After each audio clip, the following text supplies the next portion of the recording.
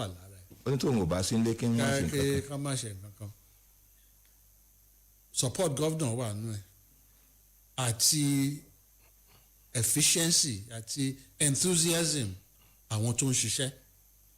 So nǹkan mẹ́ta la lè sọ pé a fi ní ìborí ta fi ní advancement àṣeyọrí ní ọdún léṣe. The support of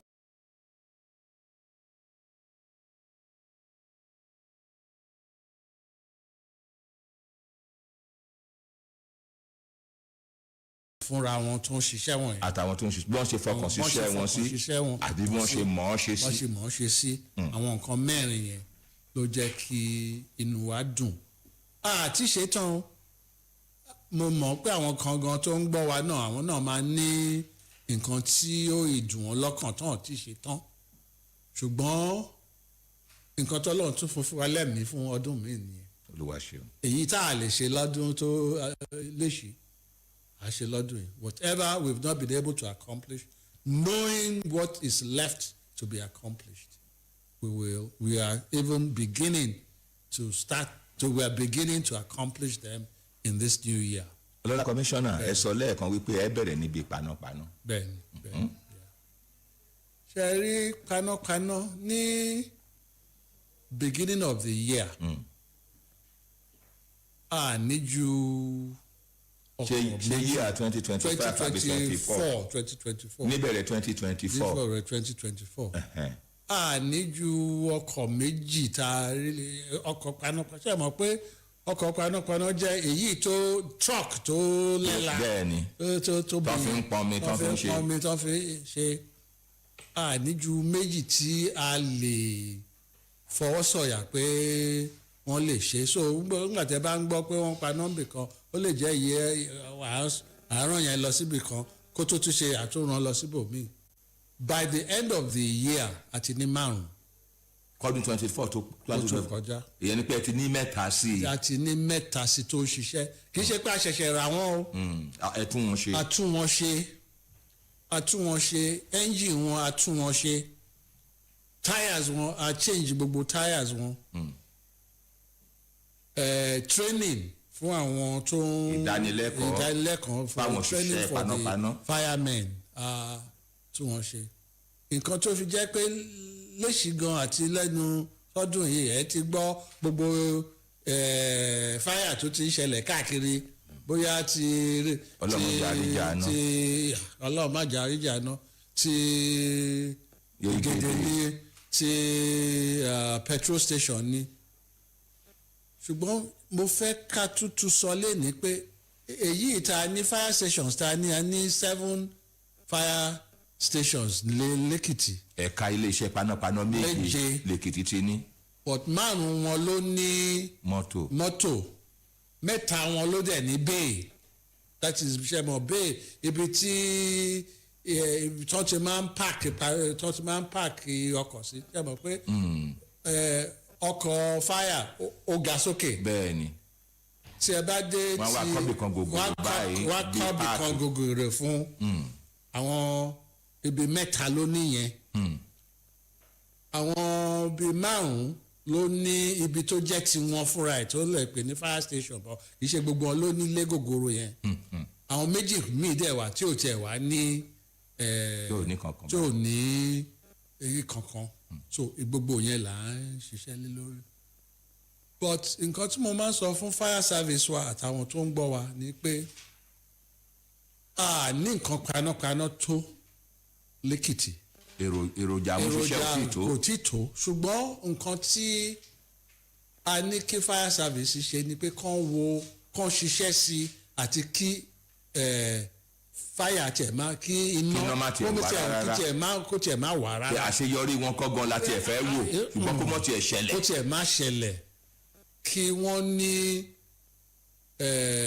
training fún àwọn èèyàn nípa bí wọ́n ṣe máa prevent fire tẹ̀lé mọ̀ pé àwọn tí fire iná máa ń tètè ràn jù petrol station hotel gas gas àti petrol station hotel institutions ibi tí igbó bá pọ̀ sí jù pé so nǹkan tí a sọ fún wọn ni pé prevention of fire ó wà more important than pé ká máa paná nítorí a ní èròjà tó. ìdènà kí iná má ti ṣẹlẹ̀ nítorí ó dájú pé ká ṣẹ̀ṣẹ̀ máa sáré àti ipá káìsàn mọ́ ṣe ni. nǹkan tí a wá sọ fún Ekiti State Fire Service yẹn Federal Fire Service adẹ̀ tí wàá gba àwọn private fire operators because àwọn èèyàn kan wà tó jẹ́ pé wọ́n lè pa náà they are not government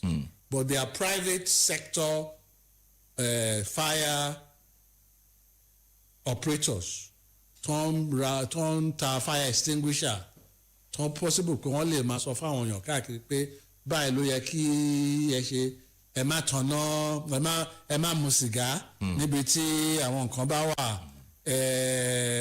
bẹ́yẹn lọ kẹ́ ẹ má kó àwọn nǹkan tó máa tí iná lè ràn mọ́ nǹkan tí àwọn iná tí ò lè ràn bẹ́yẹn lọ so ti fire nìyẹn so inú wa dùn sí but àti ìṣètò adẹ̀sífẹ́ kí àwọn tó ń gbọ́ wa our listeners to fully understand that it is important to prevent fire rather than to be calling people to quench fire. ẹ ṣeun Professor Bọ́lájí Àlòkù mo ti gbọ́rọ̀ yín ká tó lọ sórí oṣù olómi ẹ ti sọ̀rọ̀ nípa iléeṣẹ́ iná báyìí olómi ṣì wà ń bẹ̀ o oníná ṣì wà ń bẹ̀ o àtàwọn nǹkan míì ṣùgbọ́n mo fẹ́ kí èkejì mi wà ẹ̀kan sọ̀rọ̀. Yeah, you have almost mentioned the core areas I would like to delve into concerning firefighting in Ekiti, but I still like you to reiterate what you are trying to achieve with regards to firefighting in terms of sensitization and advocacy. Well, yes. Fire destroys. And when fire destroys, especially in a situation where there is limited insurance, it is almost 100% loss. So it is, and not only that fire destroys, fire can destroy life too. But fire incidences are preventable. Or even if they are not 100% preventable, when they occur, the effect can be minimized. So while our primary interest is to increase what is called response time, between the time you are called and the time the fire engine gets to the site. We want to reduce that response time. Part of that in reducing of that response time is to let people know the numbers that they can call. That's the first thing. 112 is an emergency emergency number that you call 112, they pick it up and you say it's a fire, they know where they call. Or we have also sent out a list of numbers, fires that you can call. So that's number one. So that's the first issue, where to call. The second issue is where the fire exists, because you cannot stop a fire if you don't know where it is. And you know that descriptions in this town is usually not very good. You know, address, that's the street address, 111 Fajri something, you know. You need to be able to know the address. You need to be able to get to that place because the fire engine is pretty wide, okay? So you need to be able to get to the place. So that's part of the general issue of infrastructure. In fact, this issue of road signs, good labeling of roads is important for fire service. The third or fourth issue is for people to also understand that there's always a time between when you get the call and when you get there. It's not when you now get there, you are unhappy that they have not gotten there and you start to assault the fire people. Because many times when the fire people are going somewhere, they first call the police that we are going somewhere, come and protect us. So part of what we are telling citizens too is to understand that there's a response time.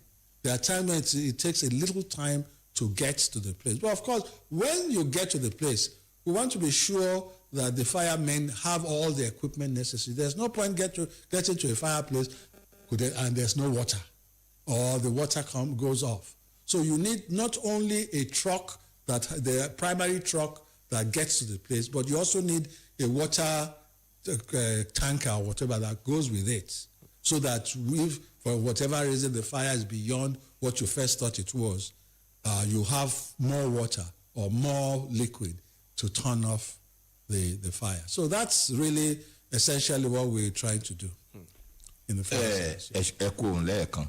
Lè tẹ́ sọ lóyìnbó ìbáyìí àwọn kankan wà ńbẹ̀ tẹ́ sọ ní Yorùbá. Irú nọ́mbà pàjáwìrì emergency 112. Tẹ́ ẹ bá rántí kankan tẹ́ ẹ rántí tẹ́ bá pé 112. Ẹ sọ pé iná ń jó o, ibo ló dẹ̀ ti ń jó o, nígbà ló bẹ̀rẹ̀ irú ṣé gas station ni, ṣé ilé ni, ṣé ṣọ́ọ̀pù ni, tẹ́ bá ti sọ fún ọ kí ni nọ́mbà ibẹ̀. Bó la ṣe máa débẹ̀. Bó tẹ́ bá lè sọ yẹn náà, because ó yẹ kí ó jẹ́ pé ọjọ́ tí Google bá dẹ̀ wá sìn ẹ̀yin sọ pé 1125 is something, ó yẹ kí panápaná kó lè mọ̀ bẹ̀, but tí ò bá lè mọ̀ bẹ̀ kàn sọ fún àwọn èèyàn. Ẹ tún pàrọwà sáwọn ará ìlú pé tó ìgbà tẹ́ ẹ pè àti ìgbà táwọn tẹ́ ẹ pè máa dé ó yàtọ̀ síra wọn.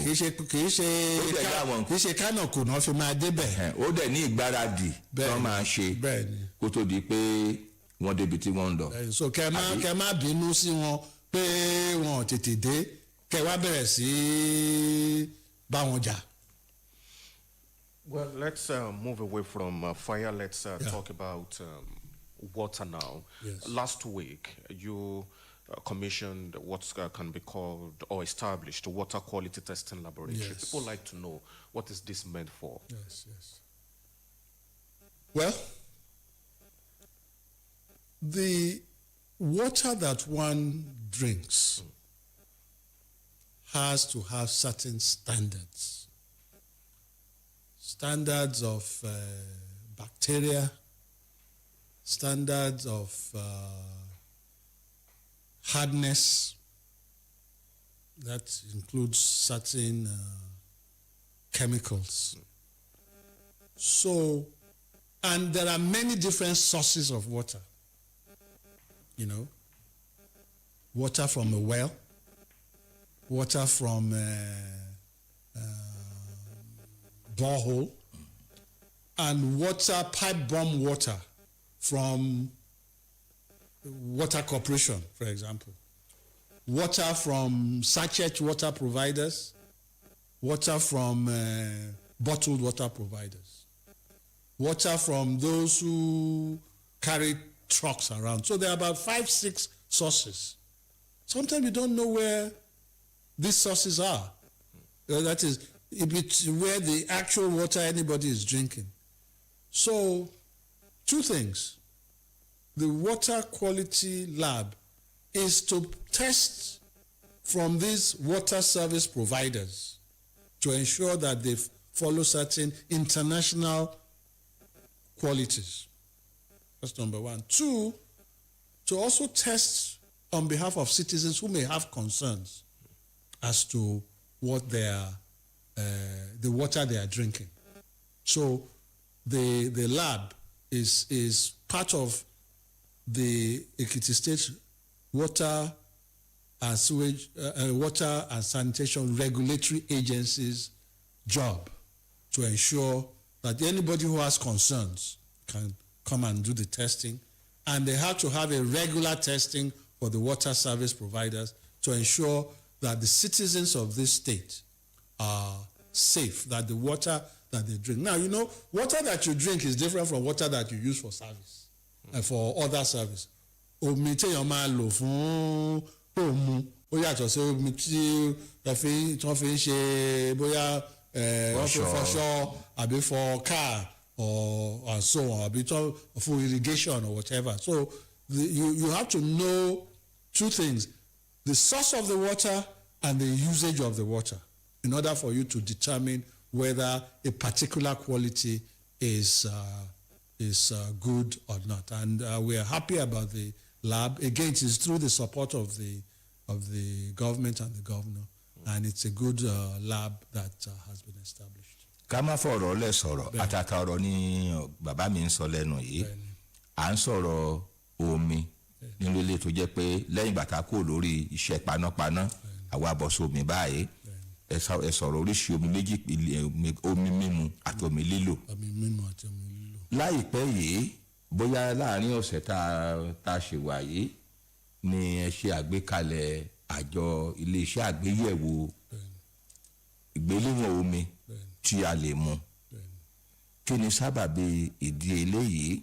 ìgbà ilẹ̀ fi ń sọ̀rọ̀ kí ọ̀pọ̀lọpọ̀ bí tá a ti máa ń rómi, omi òjò, omi kànga, omi ìsun, omi ṣíṣàn, omi adágún àti bẹ́ẹ̀ bẹ́ẹ̀ lọ.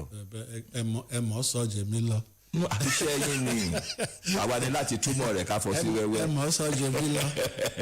ó dáa kí wá ní. omi mímu ó yàtọ̀ sí bí àwọn nǹkan tó wà nínú omi téèyàn ń mu ó gbọ́dọ̀ jẹ́ nǹkan tí ò ní pa inú lára tí ò ní tún dá wàhálà sára èèyàn. àwọn nǹkan dẹ̀ ti wà bóyá èyí tó ń pè ní bacteria ni àti èyí tó ń pè ní chemical ni. àwọn kòkòrò àìfojúrí. àwọn kòkòrò àìfojúrí àti chemical tí ò yẹ kí ṣe mọ̀ sometimes ẹ gbọ́ acid. àwọn omi tó ti ládàá ní nǹkan míì ti wọ̀. ẹ̀mọ̀ tí wọ́n lè sọ pé in fact nǹkan tí ó máa ń jẹ jù ni kí ni alkalinity àbí acidity àwọn èèyàn ṣàmọ nǹkan acid máa jẹ inú yàn. bẹ́ẹ̀ni àwọn alkaline náà ìwà ìgbọ̀nmọ́ náà ló tó bá pọ̀ jù òyìn náà tún ṣe so wọ́n máa test alkalinity àbí acidity wọn yìí tó ń pè ní pH. So wọ́n á sọ fún yín pé bí hardness ẹ ṣe rí èyí tí àǹtẹ̀dẹ̀ mọ̀ pé bẹ́ẹ̀ ṣe sọ ibi táwọn èèyàn ti ń ra omi ó pọ̀ àwọn sachet water wà àwọn omi bíi gosi water pure water àwọn tó ń ra gosi water àwọn tí ó kànga àwọn tó jẹ́ pé borehole náà ní then àwọn tí ó jẹ́ pé ojú bá ń rọ àwọn èèyàn kó goro sí bẹ́ẹ̀ ni omi òjò yàrá yìí lò. then èyí tó ń pè ní pipe borne water tí ìyẹn gan náà ò tí ì tó fún ìlú. omi ẹ̀rọ ṣe rí omi ẹ̀rọ tí àwọn èèyàn bá láwọn ò lómi omi ẹ̀rọ yẹn gan-an ló fẹ́ and èyí tí àwa fẹ́ kí gbogbo ìlú máa ní jù ní omi ẹ̀rọ. You asked the other time what was the primary aim kí ni nǹkan gangan tí a fi máa sọ pé inú wa dùn. The primary aim of the water sector in Ekiti State is to increase the number of people who have access to pipe-borne water. In fact, the aim is by 2030 to have 80% of urban dwellers to have access to pipe-borne water. Well, I'm still on this issue of water, the laboratory. Yes. I'd like to know who can access this place. Is it meant for pure water factories or just individuals who can take their water to the place for testing? Yeah. For water service providers, it's a regulatory agency that operates this water testing lab. So it is their responsibility to periodically go to these water service providers and randomly test their water to be sure that they are not providing bad service. So that is a statutory requirement. And those ones cannot refuse the regulatory committee regulatory agency to come in periodically once a month, once in a quarter. We want to test your water output to be sure. They can also go to the market and randomly take water samples of Gosi water or of chem, different sachet water and test it and report it. So that's a statutory job. But if you as an individual, as a citizen, has concern over the water from your well or from your borehole, you can come and test it, and then they will advise you as to how to treat it. There's no water that is not treatable. If they tell you that this is the amount of E. coli your water, amount of whatever in your water, this amount of chemical. They will also advise you, go and buy this treatment equipment so that when the water leaves from this place, it goes through this treatment and then you can drink it from there. So it's not just we know how good or how bad the water is, but they will also advise you as to how to improve upon it. Ẹ ṣeun, ibi tá a yà pọ̀, wọ́n ní ọ̀nà òjì àkàwé ẹ̀ ló pẹ́, a ti sọ̀rọ̀ púpọ̀ lórí ó ṣe panápaná oṣù mi. Ẹ jẹ́ ká tún lọ sí ẹ̀ka míì tó wà ní abẹ́ ilé iṣẹ́ yín. Wàyí o, bóyá ká sọ̀rọ̀ iná ìjọba lílò àbí electricity yẹn, ara iṣẹ́ yín náà ní infrastructure. Lẹ́nu ọjọ́ mẹ́ta yìí gan ségesège iná pọ̀, wàláì ó ti fẹ́ sún gbogbo àwọn èèyàn, wọ́n kàn sọ di tọ́ì ni. A tún sọ̀rọ̀ pé bí wọ́n ṣe ń mú bíìlì wá nǹkan lóríṣiríṣi, ọ̀pọ̀lọpọ̀ ìjà ló ń wà nígboro láàrin àwọn panápaná àbí àwọn oníṣẹ́ iná wọ̀nyẹn àtàwọn aráàlú. Bàbá, kí làbáyọ nínú gbogbo eléyìí? Ṣé ẹ rí ọ̀rọ̀ náà òǹgàn ló jẹ́ ìmọ̀ bá ṣe máa ṣe fundamental ìpínlẹ̀ gangan gbogbo yìí, àti omi ni o, ibò àti iná ni o, àwọn iná lẹ́ẹ̀kọ̀ọ̀kan nítorí wọ́n paná wọ́n dédé tanná wì, spark ṣẹlẹ̀ ó ṣẹlẹ̀ náà. Oríṣiríṣi ìjàmbá náà ni kíní ti mú wá. ṣe yìí so àwọn nǹkan lé gan bàjẹ́ ṣeré ni. nǹkan bàjẹ́ ṣeré nítorí pé iná ò sí, ẹ ra oúnjẹ kéékèèké tó lè wọ́n ju bó ṣe yẹ, tó wá jẹ́ pé iná wà dáadáa ni ẹ lè ra nǹkan tó pọ̀ kàkà kó sínú fírísà. nǹkan tí iná ń ṣe ó pọ̀. ẹ̀rí ministry mi success ẹ̀ pé bá àṣeyọrí wa a feel pé Èkìtì tẹ̀ pé a sọ pé bí a ṣe lè jẹ́ kí iná yìí dà sí, òun ni measure. Òní kókó tó mọ́múláyà yìí bí iná ṣe lè dúró rẹ̀ kí gbogbo èèyàn máa gbádùn ẹ̀. kí gbogbo èèyàn ṣe máa gbádùn ẹ̀ and ìyẹn la fẹ́ diwọ́ mú. ọ̀ṣẹ́ rí iná ó ní sectors ẹlẹ́kajẹ̀ka tó pọ̀. Fuel, èyí tí epo tí wọ́n gbọ́dọ̀ lò àti generate àti jẹ́ kí electricity tiẹ̀ wáyé fúnra ẹ̀. ṣé ìṣòye yín bóyá fuel bóyá diesel ni bóyá solar ni bóyá gas ni bóyá biomass ni bóyá hydro ni, a gbọ́dọ̀ mọ̀ láàrin gbogbo ẹ̀. ibi tó ti ń pèsè iná yẹn gangan. ibi tó ti ń pèsè iná yẹn gangan. àwọn ó lo generator. wọ́n wá ṣe generator, ṣe mọ̀ pé kíní yẹn máa wọ generator. Generator yẹn jẹ́ nǹkan. ètò máa gbára fún wọn. nǹkan ìyẹn náà ní owó nú. ṣe mọ̀ pé fuel lówó nú, generator lówó nú. Ibi tí ẹ bá ti generate ẹ̀kọ́ lẹ ti máa lò ó lè jẹ́ ọ̀nà jíjìn. kí là ń pè yẹn? No, pé wọ́n generate electricity bíi àwa tá a fẹ́ lò ó lè jẹ́ ìkànnì láwà, ó lè jẹ́ ìsẹ̀, ó lè jẹ́ ọ̀tún, ibi ìlàjẹ̀ tí jẹ́ kí náà gbéra o. So gbogbo bí a ṣe máa gbé láti ibi tá a ti láti pinlẹ̀ rẹ̀ àti ibi tá a ti máa lò ó, ìyẹn náà pè ní transmission àti distribution. ẹ̀ka transmission tún wà. ẹ̀ka transmission so fuel wà, àárọ̀nù pé bó la ṣe fẹ́ rí ṣe èlò ló máa tó epo mélòó la máa lò láti gbà báyìí fún gbogbo àwọn ọ̀nà tó fẹ́ lò ó. kí la fi máa really ṣe generation yẹn, báwo la ṣe máa gbé nǹkan tá a ti ṣe yìí débi tá a ń lọ, so ibi tí òpó àti wáyà bó ti wáyé nìyẹn. ó ti wáyé nìyẹn. lórí transmission àti distribution.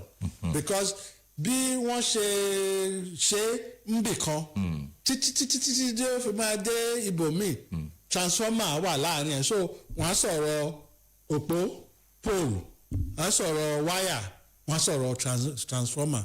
Because bí wọ́n ṣe dá ń bì yìí kọ́ ló ṣe máa dé ibi tí wọ́n ti so wọ́n sọ̀rọ̀ transformer. So ẹ rí i pé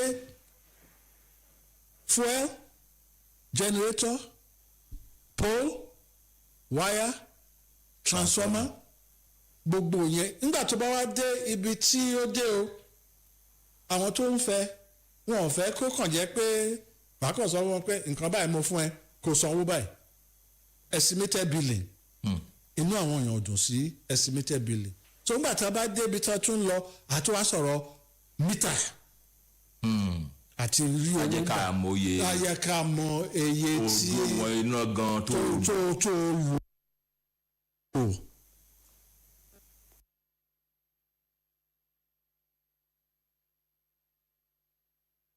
pé ó dẹ̀ lè mọ iye iná tó lò tó bá mọ tariff ẹ mọ̀ pé èló ni wọ́n bù lé fún unit ẹ ti ń gbọ́ band A, band B, band Z, band abandoned àwọn èèyàn wà tí wọ́n sọ pé wọn ò tẹ̀ rí ná rárá wọ́n dẹ̀ fún wọn ní band.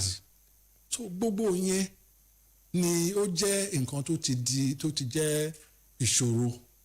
ó ti di wàhálà. Especially nígbà tó jẹ́ pé ìjọba l'Abuja Central wọ́n ti ń control gbogbo kìnìún. àtòkè ló ti ń wá.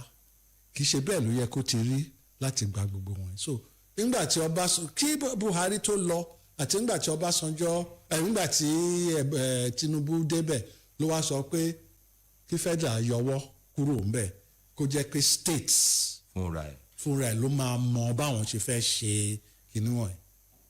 Àwa tá a dẹ̀ wà lẹ́kìtì a jẹ́ one of the few states tí ó jẹ́ pé àwa là ń regulate electricity ara wa nǹkan tá a ṣe ní. tẹ́ ẹ̀ ń sọ ń sìn lọ́la commissioner wà ní wípé ìjọba àpapọ̀ ń kọ̀ǹtró wọn wà ní kòkárí àti pèsè iná yẹn ó ti ń dohun àná.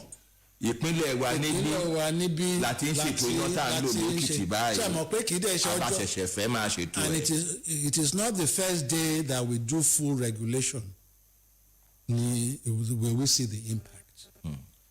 But we have full regulatory control of what is called the state electricity market. Gbogbo value chain tí mo sọ yìí láti fuel to collection. We have better control. And we are confident that more investors will come in. Ṣẹ̀dẹ̀ rí pé ibi tí tàjẹ̀ ti bẹ̀rẹ̀ ni pé a ní IPP, Independent Power Facility, to supply 2 megawatts on a regular basis from Government House, Secretariat, Ekiti State Teaching Hospital. A fẹ́ extend ẹ̀ lọ sí Ekiti State University. Ló bá dẹ̀ ti ń lọ àádọ́dọ̀ yín dé ń bẹ̀ yìí náà. ní iléeṣẹ́ rédíò mi ní iléeṣẹ́ rédíò ẹ fi dáhùn béèrè tí n bá tẹ̀ bẹ́ẹ̀. ẹ tiẹ̀ lé fẹ́ ṣe IPP BSCS ìbò náà bá dé. ó máa débi.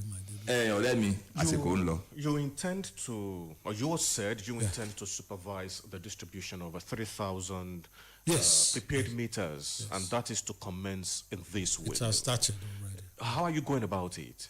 Okay.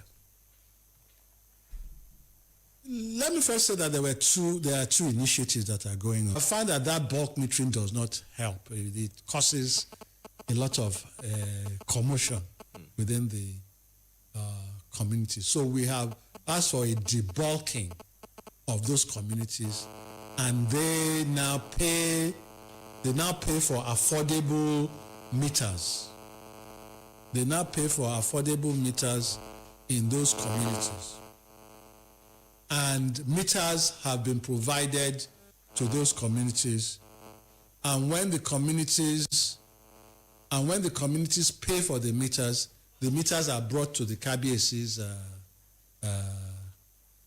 palace, and the people who will install install the meters. So that's the community mass metering, and that has been going on in 10, 11 communities, and we're expecting more communities to come in. Gole Loro, Jero, Ode, Imesi, Ijon, Aisegba, several. Okay, so that's what we call the community mass metering initiative. But we now have this urban/individual mass metering initiative. And we're starting with Ado because we know there are a lot of customers in Ado who need meters. Ekiti is the least metered in the country. We have 110,000, 120,000 customers according to BDC before, only about 29,000. We want to increase that number significantly. So we've asked that people download the form from the website, they fill it, they know where to pay to because we have identified some meter access providers, the MAPs, who have provided us with an affordable meter. I think it's about 120,000 naira. They pay to an account that has been given. They attach that account to their forms and either bring it to the regulatory agency or scan and send to the regulatory agency. They put a number down. Kì í ṣe pé a máa fún wọn ní meters yẹn sọ́wọ́sọ́wọ́. Torí a máa wá mọ gbogbo àwọn èèyàn tó ń fẹ́ meter.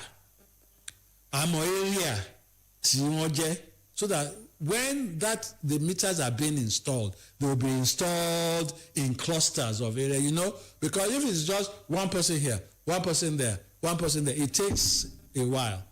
So we want to have as many of these people sign up, 2,000, 3,000.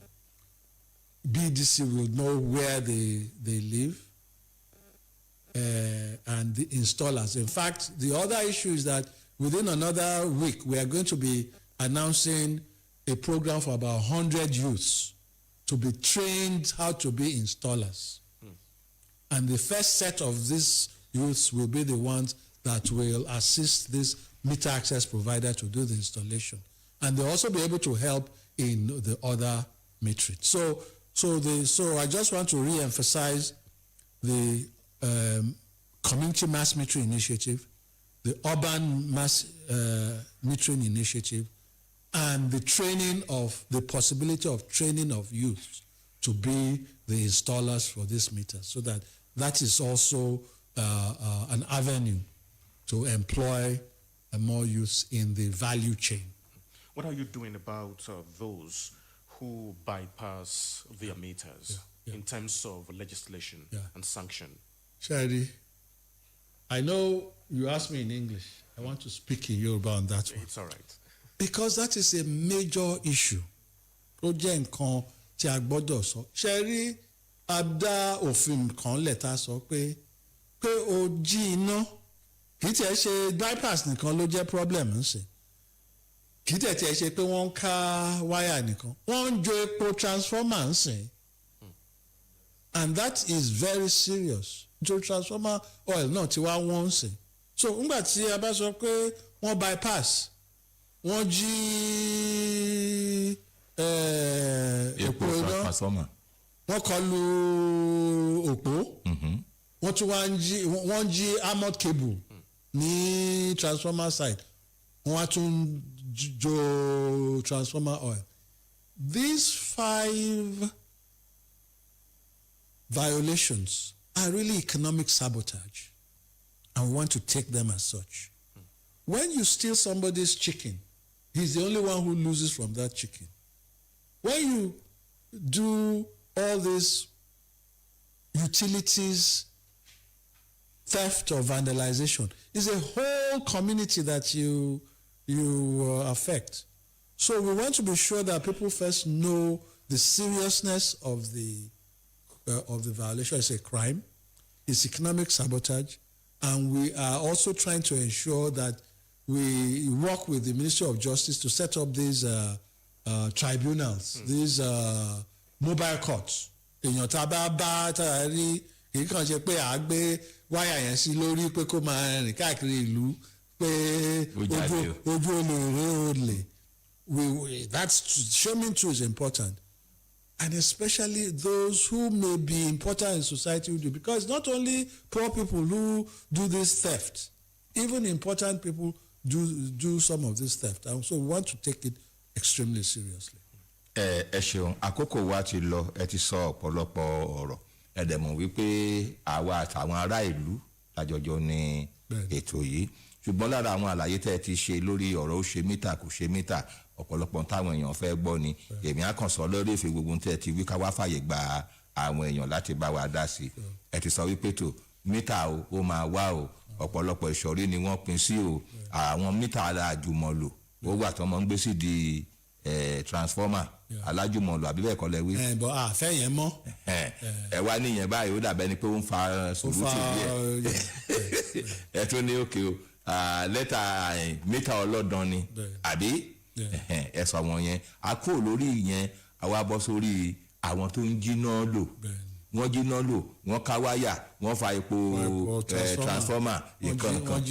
wọ́n jí cable nídìí transformer wọ́n jí cable lórí òpó wọ́n jí ti alárìmọ́lẹ̀.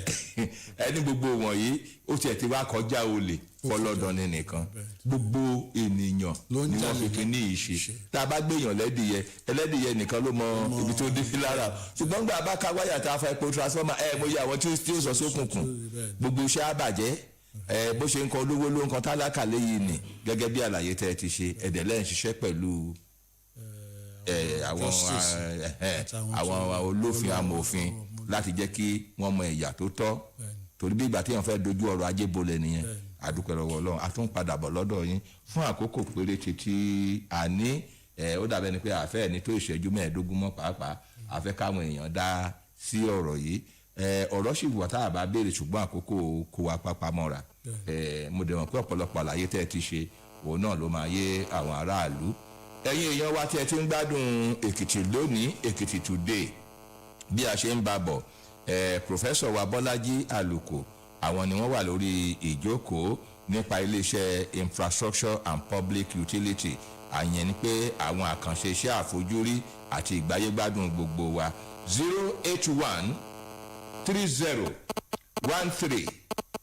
08130132097 lẹ́fi pè wá 08130132097 ní nọ́mbà wa ẹ lẹ́ńbẹ́ o ẹ bá wa dá sí i. ẹgbẹ́ tó látàrú. ẹ ṣeun o. ó dẹ̀ kí àlejò wa ọkọ̀ tó tó nù. ó dẹ̀ kọ́ wọn lórí olú láti Ọ̀yẹ́ Èkìtì ni. kí lẹ pé. olú láti Ọ̀yẹ́ Èkìtì. ok látọ̀yẹ́ ṣe. ẹjọ owó nǹkan tó ń sọ kalẹ̀ ilé tí mo fẹ́ rí sọ́sìn tí mo fẹ́ rí béèrè pé question ni àti fire service yẹn. ẹjọ fire service ló kúrò sí wọn tètè ìgbà bá pé each local government káwọn gómìnà wa contract láti gbé fire service sí local government tó jẹ́ tó ẹgbẹ́ tó wà ládó ó jẹ́ mímímí wọn ni àsùnmí pé iná jó eré outside bí ọ̀gá bí ìlàṣà kéèyàn ti dé pé àwọn fire service tó close mọ́ bẹ́ẹ̀ kọ́ tó débẹ̀ ẹ̀dẹ̀wọ̀n pọ́n náà dáa ayé ilé àti fẹ́ẹ̀ jó tán wọ́n ti kí ẹ bá yẹ wà ní each local government àti ìfún wọn ti máa dáńsá ìbéèrè àwọn aráàlú bí àwọn ọ̀nà àti òdà ẹ̀jọ̀ pẹ̀lú point attention wọn sí ní ẹ̀gbẹ́ àwọn ìwọ̀n lọ́wọ́ àṣẹ. wọ́n ní kíjọba àbílẹ̀ kankan mọ́ iléeṣẹ́ panápaná. ó dà there are 16 local governments. There are now 36 local governments and LCDs, or 38 local governments and LCDs. Tí kankan bá wà ní each of those kò tó. But ó máa dá sí. ṣé pé ó ṣe yẹ kí ìjọba àbílẹ̀ kankan lè ṣe panápaná mẹ́ta. Okay. ṣùgbọ́n tí a ti dé issue autonomy ń sìn. ó yẹ kí àwọn local government náà kàn náà bẹ̀rẹ̀ sí sọ pé kí ni nǹkan tí ó jẹ́ kókó ọ̀rọ̀ iṣẹ́ tó yẹ káwọn náà máa ṣe. nígbà tí ìjọba ìbílẹ̀ báyìí wọ́n ti fẹ́ máa dáṣèjọba wọ́n ti fẹ́ máa dáṣèjọba àní kí tí ẹ ṣe pé gbogbo nǹkan náà ni wọ́n máa lè gbé ṣe ṣùgbọ́n nípa ti electricity ó ó yẹ kán rí nǹkan tó máa rí ṣe ní gbogbo ẹ̀ bóyá local government àti ẹ̀ sọ pé a secure transformer sites tiẹ̀ ní ẹ̀rí kan gbé ṣe omi àti dá what we call wash unit water sanitation and hygiene unit sílẹ̀ in each local government so that kì í ṣe gbogbo nǹkan là ń ṣe láti Àdó so a ní wash unit nípa ti fire a ní even àwọn local government gan tí ò ní fire a ní fire programs in each local government so gbogbo yẹn náà là ń rí gbé ṣe díẹ̀díẹ̀ ló máa jẹ́ mr olúfọmọyẹ good idea. ẹ káàárọ̀ ń bẹ́ o Fẹ́mi látàdó ẹ káàárọ̀. ẹ ṣe mo rí gíìtì fẹ́ràn fún ẹgbẹ́ mi o. ìyẹn káàdì. báyìí ni mo ti rí. a dà fún yín. mo kí kọmíṣánná ẹgbẹ́ fún iṣẹ́ o. ẹ káàárọ̀ bẹ́ẹ̀ ọ̀gá fún iṣẹ́ o. àmì o. ẹ jọ pé pàtó rẹ bíi tẹ́bílì káyé. bẹ́ẹ̀ni. àti àwọn bíi ìdílé fún àwọn ọlọ́jà mẹ́lò bíi wọ́n jà bẹ́ẹ̀ wọ́n fi dá ọ̀dọ̀ yìí tó ìfẹ̀sọ̀dọ̀ bíi ìdílé wọ́n 45,200 èyí ẹ̀ sọ pé 120,000 báyìí lọ́wọ́ lọ yẹ báwọn ti fẹ́ balance àárín yẹn.